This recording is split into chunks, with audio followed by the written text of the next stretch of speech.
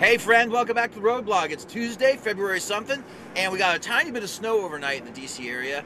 And I love snow because it's like a great big magnifying glass on people's douchebaggy behavior. Top of the list today are newscasters who pretend like they hate snow. They always act like it's some tragedy. They say, "Oh boy, Tom, is there any chance that this storm is going to miss us?" Jim and Doreen, I'm afraid not. When in fact they love snow because it pays their bills. Storms are ratings bonanzas for local stations, and it's just very disingenuous of them to pretend like they hate snow. So, fuck ye!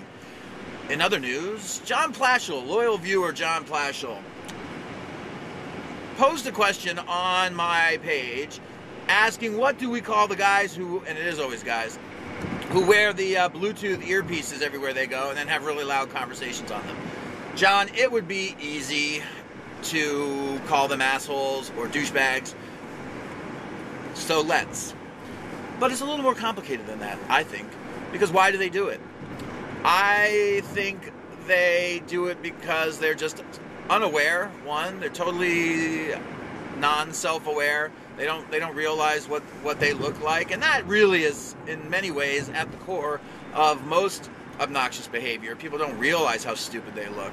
You know, Brian Regan did a great bit years ago about guys who make a big production of pulling out their laptops at airport security lines, and they act like a laptop is something. Oh, it must be my laptop. Hold on a second. Let me get out my laptop. And then Brian Regan goes, "Oh, you must be from the future, Mr. Future Man."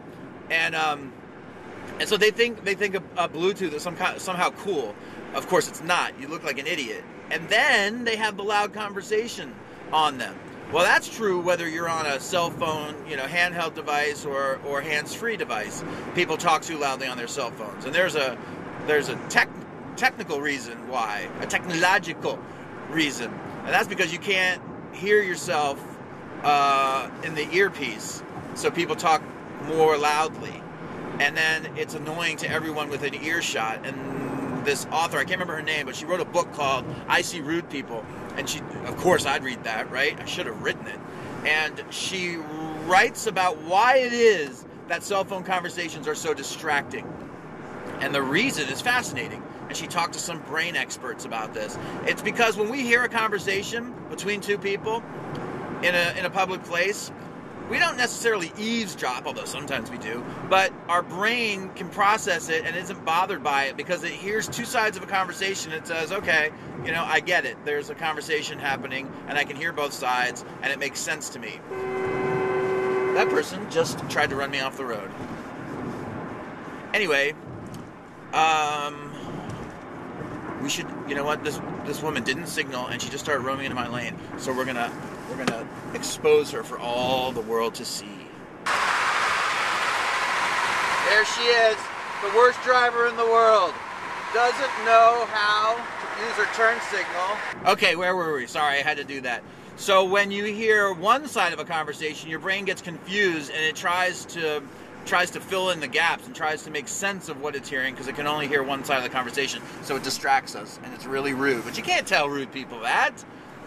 You can't tell people, and no one thinks they do it. Everyone thinks that they speak at a normal tone when they're on the phone or normal volume, and that what they're doing is not distracting. But it is. It's the same thing with smokers. Smokers who throw their cigarette butts on the ground, which is approximately 102% of all smokers do that. You can't tell them that. They don't see it as being wrong, when in fact it's disgusting. Okay, that's your roadblock for today. Have a great day. See you tomorrow.